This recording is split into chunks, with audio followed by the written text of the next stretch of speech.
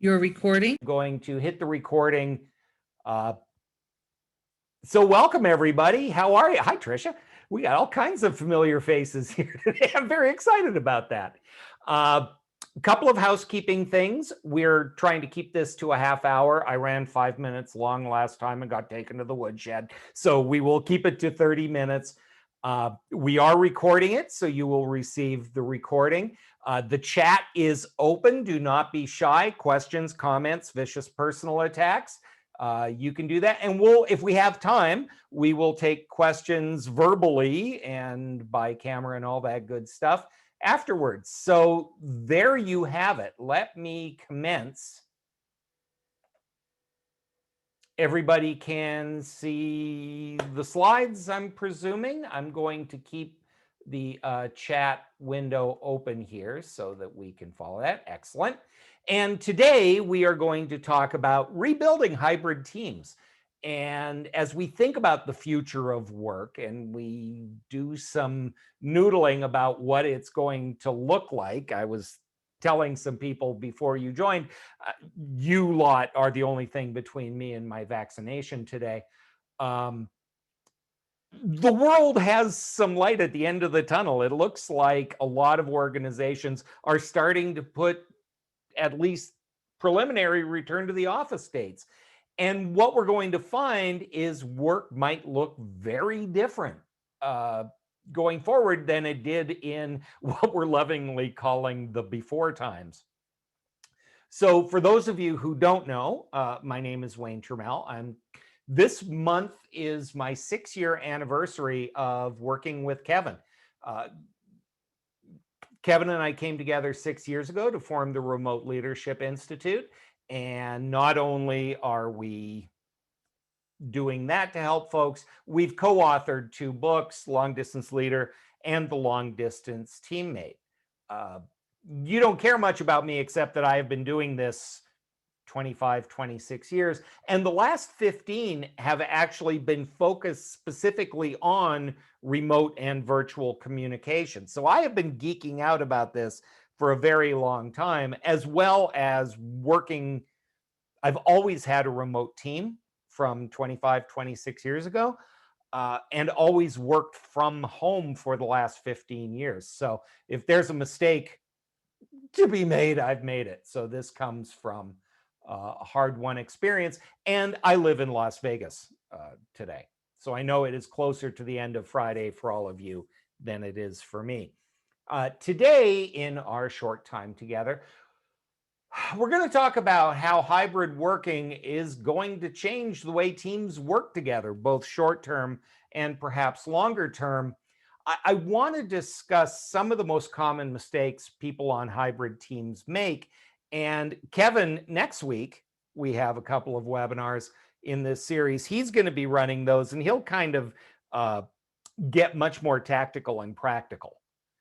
But we're going to end today with some questions to ask yourself and your team.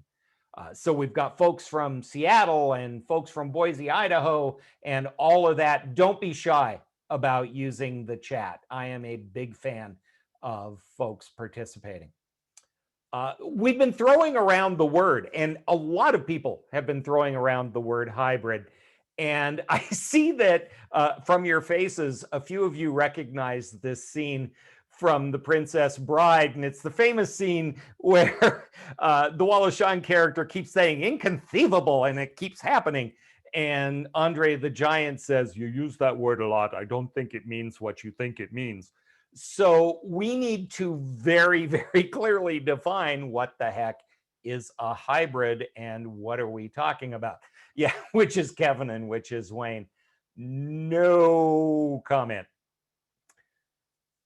Okay, so, it is not inconceivable that not everybody's familiar with what we're talking about. By definition, a hybrid is a biological term where you've got the offspring of 2 plants or animals. A mule, for example, is a hybrid of a donkey and a horse.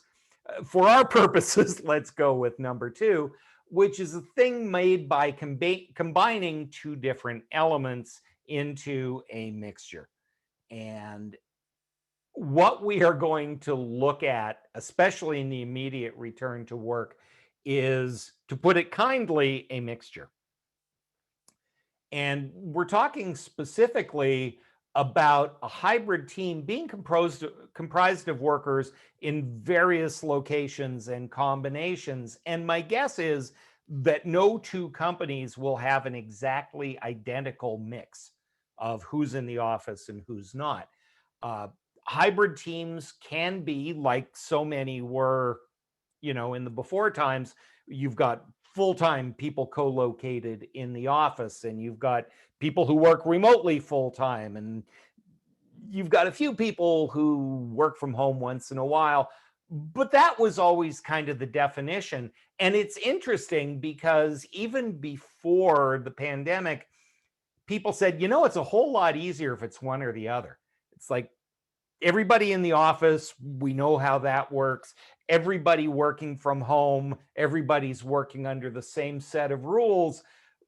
But when you've got some in one place and some in another, things can get clunky, particularly if we look at the second one, which is teammates who may be co-located one day and then they're not there the next.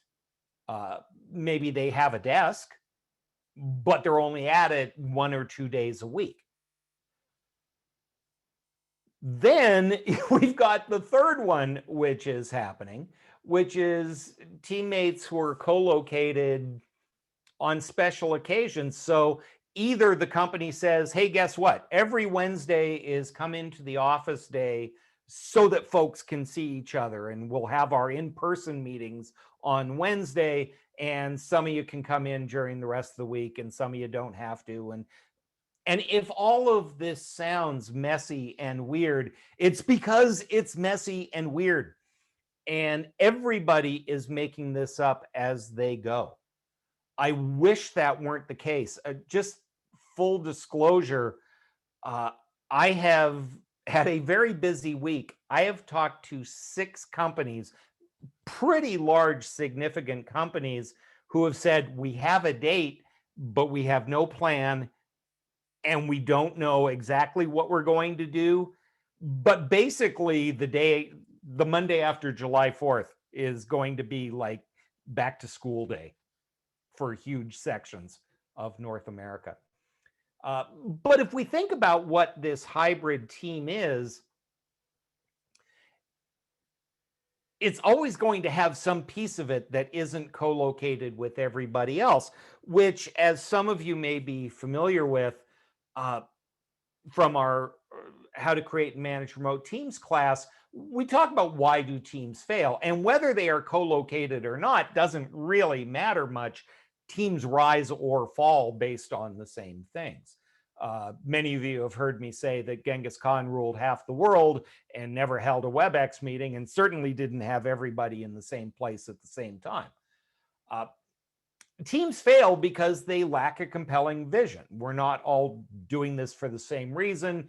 Pick your cliche: pulling on the same end of the rope, rowing in the same direction. But this one, amazingly enough, doesn't get terribly impacted by distance. Organizations, teams either do a really good job of this or they don't.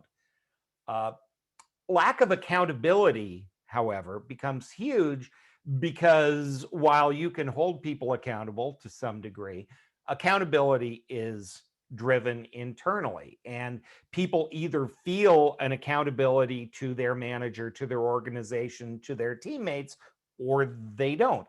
And the more time we spend apart, the more the human tendency is to focus on our stuff and maybe not as much on the team. So accountability is very much impacted by distance. Of course, if you lack shared leadership, think project teams where I'm the project manager, but Marlene has a real boss that she has to answer to.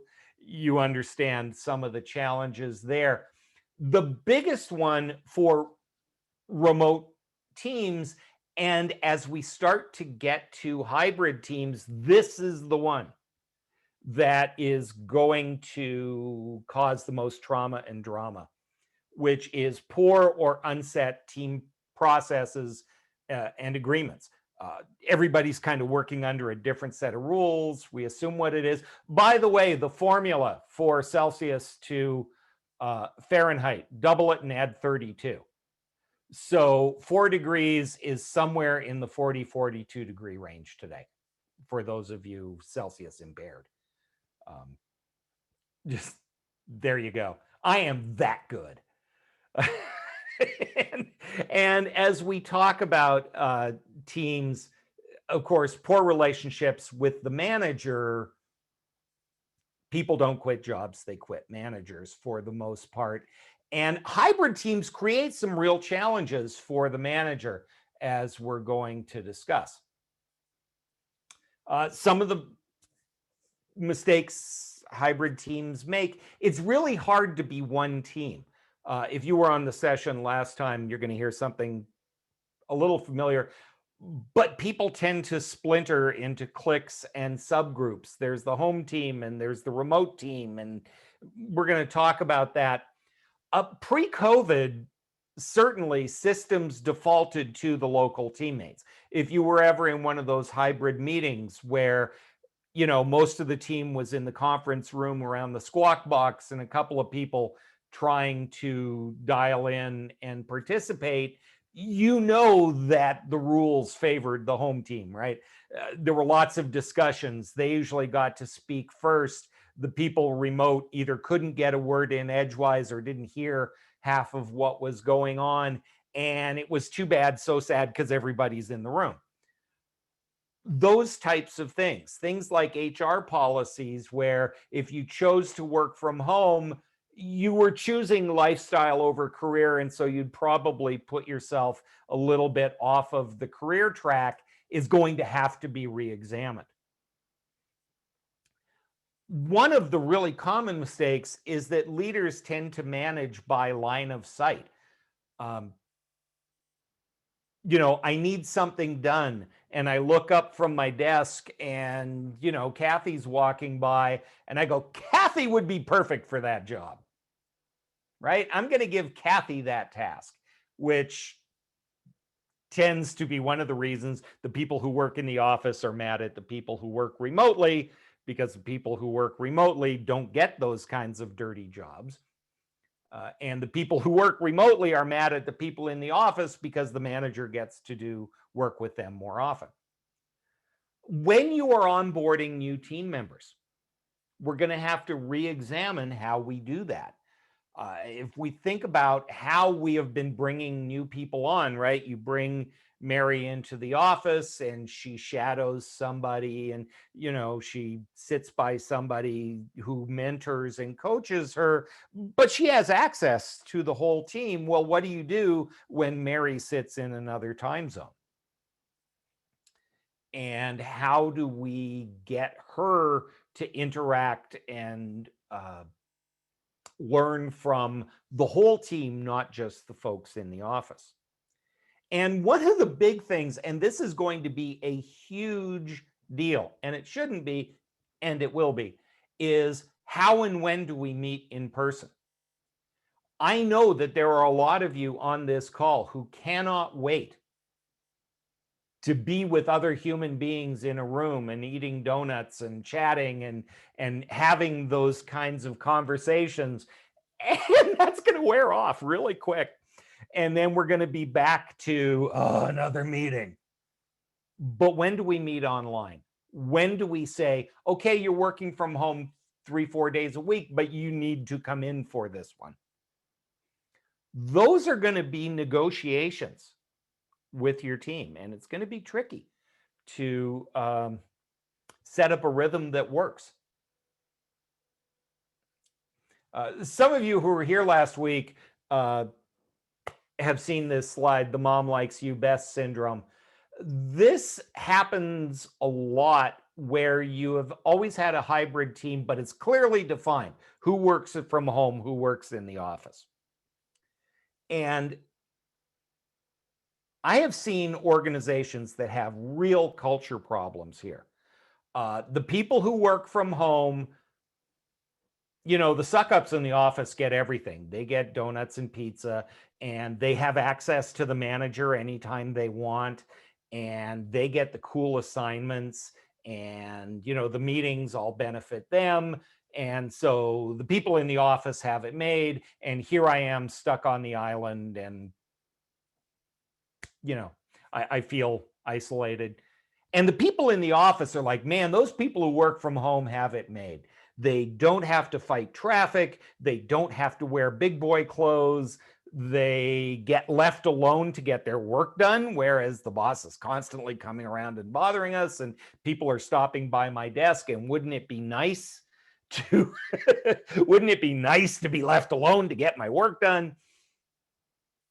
And it was hard enough to negotiate this when we had very hard and fast, this person was here, this person was here.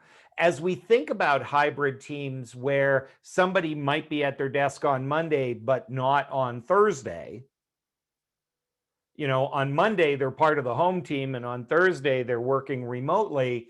That's going to be a challenge for managers, right? Oh, I meant to talk to Andrea today. Oh, it's her work from home day. Oh, it's going to create some real challenges because the systems do, in fact, favor the home team. I'll give you some very simple examples. We've already talked about hybrid meetings. I can't tell you how many organizations I've been talking to where the people who work from home have webcams and they have them all set up, and the people who work in the office don't have webcams, don't have headsets. Well, why do we need them? We're in the office. Well, the people who work remotely want to see who they're working with. And and that means you might have to change the background, at your desk, or get one of those cool fake backgrounds where it looks like you're at the beach or on the moon or something. Headsets and microphones are going to be far more important. You can't just have your microphone on your computer blaring out, right? Information gets rolled out locally first and then to the remote team. This is a huge deal for teams. A lot of managers are frustrated because, hey, I've got news. Let's get everybody in the office together. I have my big announcement. I'm going to talk to the remote people tomorrow. And by the time they get to the remote people, the Jungle Telegraph has done its work and the rumors have already spread. And the people who work remotely are always like, why are we the last to hear? Those things can impact the culture of a team.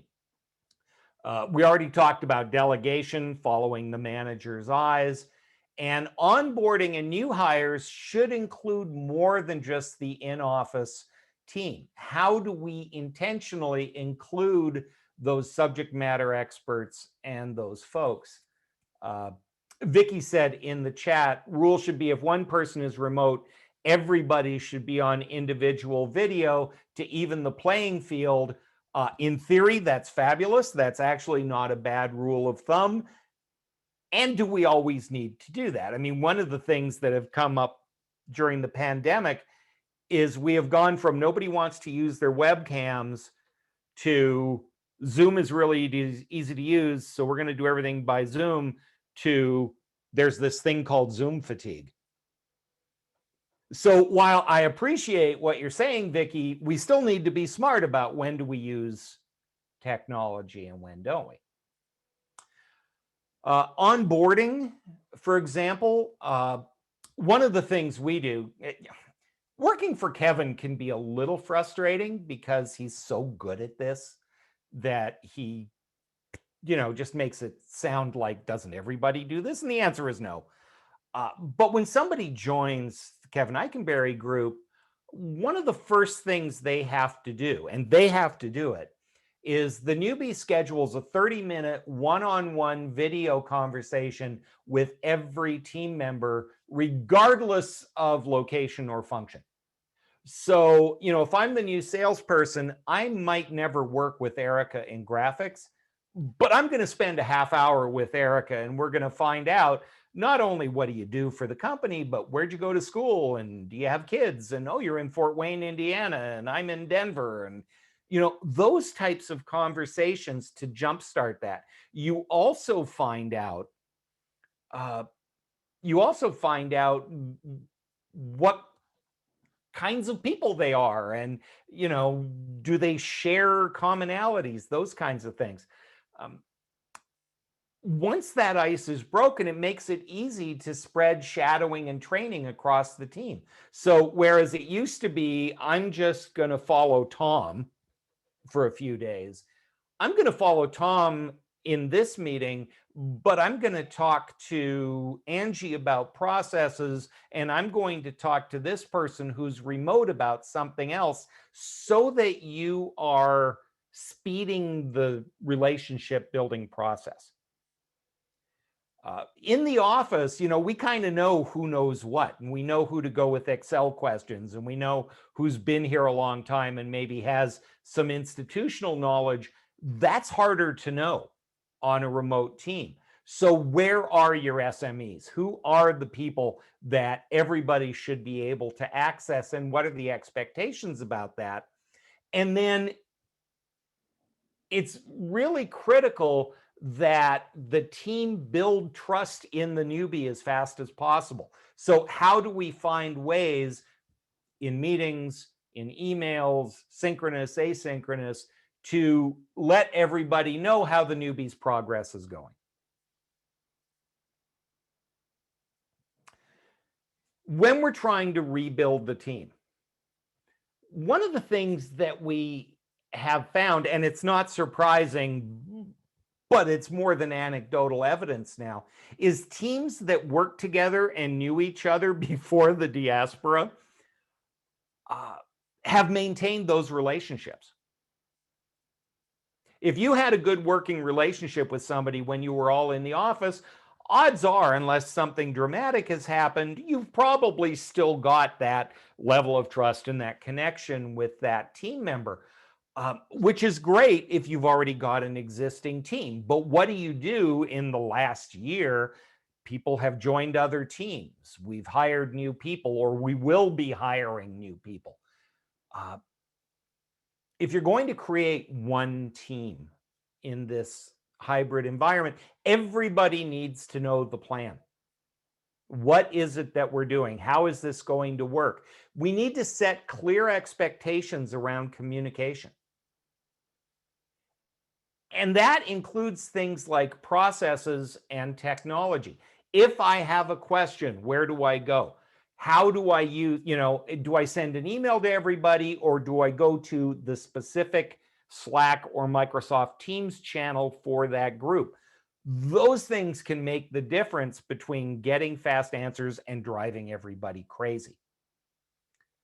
As leaders, we need to think about creating opportunities for cross-location work. If I need two people to work on something, am I automatically picking two remote folks or two in-office folks, or am I consciously picking one of each, so that we are jump-starting those relationships? We've already talked a little bit about this, that people in the office have webcams. I mean, obviously, if you're talking to the person 2 desks over, you probably don't need to use your webcam, but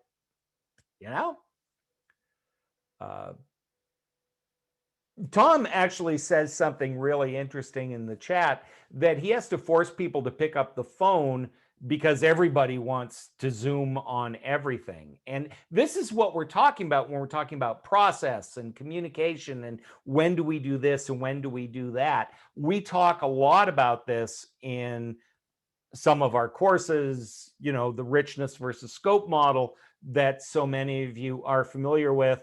And if you're not, we can help you with that. Getting together does matter.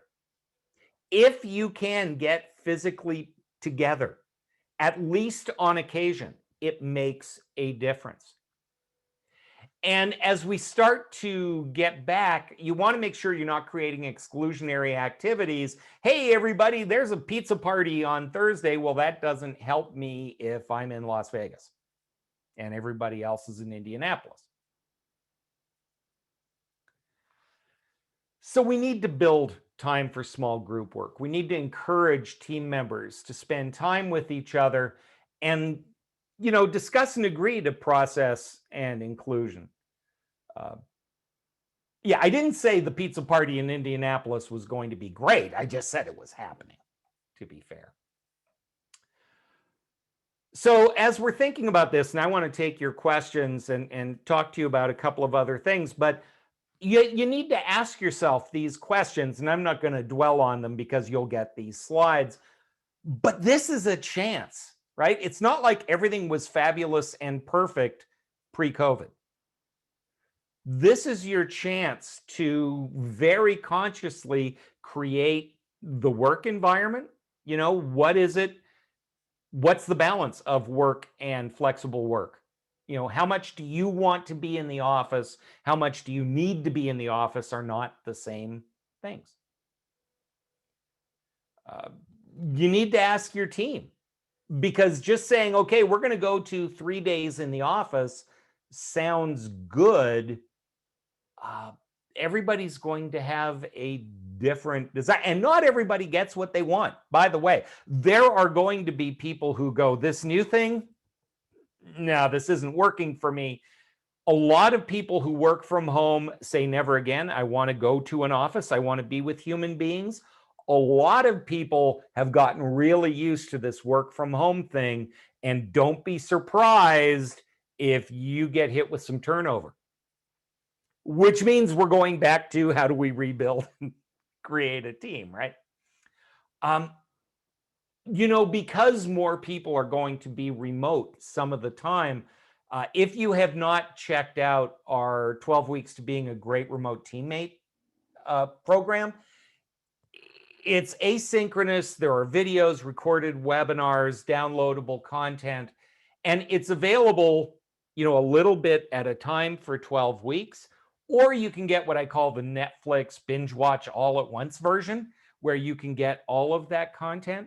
And we're actually working with organizations to add a facilitated live component to that. Check it out. It's on our website, remoteleadershipinstitute.com. You can also, if you have any questions about that, you can reach out to me, get on my calendar. I'd love to have a half-hour conversation with you. We have just a couple of minutes. Questions, thoughts, comments, vicious personal attacks, anything about what we've said that kind of has you thinking. I know this has been very fast and furious. You can use the chat, or you can just open your Yap and ask. I'm easy. I have a question. Yeah, Shayna. Hi. My question, this is definitely a complicated one. I have a client that is trying to bring people back into work together. But aside from the technological structures, one of the big problems they're having is who's getting vaccinated and who doesn't want to get vaccinated. And that's a whole bigger cultural challenge. Now they're having a real difficult time figuring out, because everybody wants to be back. Everybody wants to be maskless, but a lot of people don't want to get vaccines. Any idea how to guide these folks? Yeah, that is, and it's going to be complicated because certain states are going to support employers and say it's okay to ask for vaccinations, or that you can still keep masks in place in the workplace. And somebody says, well, my governor says I don't have to wear a mask. Well, your governor is not the governor of this company. So for those of you in HR, it is going to be really weird for a while. There are some things that organizations are doing, spreading out desks, doing shift work, for example, so that fewer people are massed together at the same time. So extending the office hours and having some people start earlier and others later. This is where the work from home thing becomes an option. You are welcome to keep working from home, but unless you're willing, and some people are making it a choice, you can get vaccinated or wear a mask, pick one. It's going to get very weird. And talking to my family in Canada and dealing with it down here, this country has done a really lousy job of creating a commonality, and that's going to extend to the return to work. The fact of the matter is that flexibility and allowing some people to work from home and some people not, if one person we know isn't vaccinated and doesn't want to wear a mask and somebody else is hypervigilant, they're not in the office the same day. I don't know what that's going to look like. I wish it was easier. Yeah, there is no absolute for everybody. You're absolutely correct, Marlene. It's going to be weird. So they'll have to get good at this whole hybrid thing. You are correct. Anybody else? We are at the end of our time, and I got in trouble for running long last time. So anything before I release you back into the wild and I go get my vaccine? Wayne, you said getting together matters, and I tend to agree, but I tend to have a problem explaining why. I mean, other than emotional. Well, but that emotional is not to be underestimated. The human brain is wired for face-to-face, in-person communication. We trust people when we can put a face to a name. When we break bread with somebody, it makes a difference. When we hear somebody's silly laugh, when we realize that that person has the same accent I do, or, you know, follows the same football team or whatever that is, those little things matter in building relationships and stopping communication from being purely transactional. Well, I would agree that that has been totally true in the past, but will it continue to be true in the future? And can we do something to change that? Is that realistic in today's world? I mean, I know we're at the very beginning, right? But am I just continuing the falseness of that? Well, it's going to be interesting. I don't think you change several 100,000 years of human evolution in a year. And I am not being facetious about that. Our natural default is to go to proximity. Psychiatrists call that affinity distance. Trust me, there's a 3-beer conversation that I am happy to have sometime about affinity distance and the psychology of connection. It doesn't mean that we can't connect remotely. A third of long distance relationships now begin online. Kevin and I have known each other for 12 years. We met 8 years ago, and we have never been in the same room more than 5 times in a year. And yet we have built a company and written books and have a very good working relationship. So it's possible, and some people are going to thrive in some way. I think help around how to do that with relationships would be very beneficial. I agree, and happy to have that discussion.